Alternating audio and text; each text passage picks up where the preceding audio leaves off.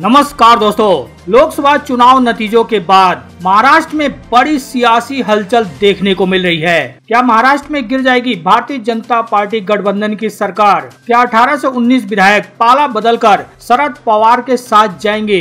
18-19 विधायकों को लेकर जो दावा किया जा रहा है उसे महाराष्ट्र की राजनीतिक सरगर्मियां बढ़ गई हैं। बता दें, महाराष्ट्र में लोकसभा चुनाव में महाविकास अघाड़ी के शानदार प्रदर्शन के बाद गठबंधन के सभी नेताओं में जोश है। इस बीच राष्ट्रवादी कांग्रेस पार्टी यानी शरद पवार गुट ने दावा कर दिया है कि उनके पास 19 विधायकों का समर्थन है। शरद पवार गुट ने दावा किया कि अजित पवार गुट के 18 से 19 विधायक उनके संपर्क में हैं। चर्चा यह भी है कि शरद पवार गुट इन विधायकों का समर्थन लेकर वर्तमान बीजेपी की गठबंधन सरकार को गिरा सकता है और राज्य में नई सरकार के गठन के लिए दावा पेश कर सकता है। जिस तरह से लोकसभा चुनाव के नतीजों के बाद महाराष्ट्र में भारतीय जनता पार्टी और उनके सहयोगी दलों की स्थिति कमजोर हुई है। राजनीतिक सूत्रों की माने तो इस कमजोरी का फायदा उठाकर शरद पवार महाराष्ट्र में बड़ा खेला करने की फिराक में है। शरद पवार गुट के एनसीपी ने दावा किया कि राज्य के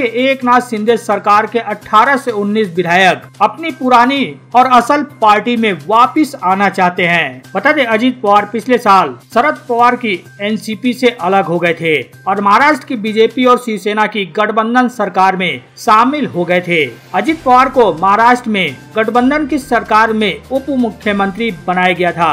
अब शरद पवार के पोते रोहित पवार ने दावा किया है कि अजित पवार गुट के 18 से 19 विधायक पवार साहब यानी शरद पवार और हमारे वरिष्ठ नेताओं के संपर्क में हैं और करीब 12 विधायक बीजेपी के संपर्क में हैं। उनका कहना है कि हमारा वरिष्ठ नेतृत्व तय करेगा कि कितने विधायकों को पार्टी में वापस लिया जाना चाहिए। शरद पवार गुट के ही जयंत पाटिल का कहना है कि बहुत लोगों का मूड बदल गया है और अब वे घर वापसी करना चाहते हैं। उन्होंने कहा कि 9 जून को पार्टी की बैठक होने जा रही है। इस बैठक में इन विधायकों पर फैसला लिया जाएगा। हालांकि वहीं दूसरी तरफ अजित गुट के नेता ने इन दावों को झूठ करार दिया है। अजित गुट के नेता तटकरे ने दावा किया कि यह जानबूझकर फैलाया जा रहा है। कुछ लोग नतीजों के बाद निराश हैं, लेकिन विपक्ष की जीत फर्जी वीडियो और अन्य फर्जी प्रचार के कारण हुई है, इसलिए वे जीते हैं। संयोग से अजित पवार खेमे के 4 विधायक गुरुवार को अजित की बुलाई गई बैठक में अनुपस्थित रहे।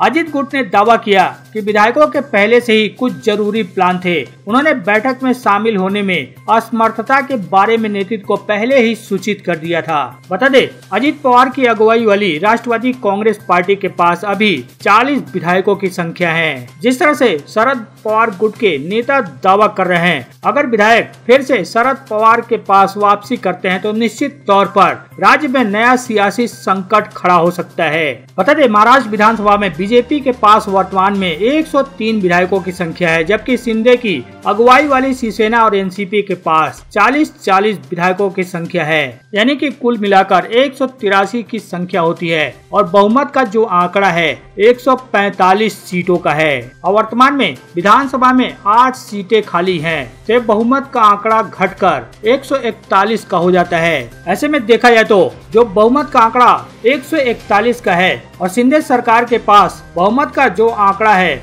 188 सीटों का है, यानी कि बहुमत से 47 सीटें ज्यादा हैं। ऐसे में शरद पवार गुट का 18 से 19 विधायकों के संपर्क में होने का दावा सरकार पर कितना असर डालता है यह तो आप समझ सकते हैं। बहरहाल आपको बता दें, महाराष्ट्र में आने वाले अक्टूबर-नवंबर महीने में ही चुनाव होने हैं।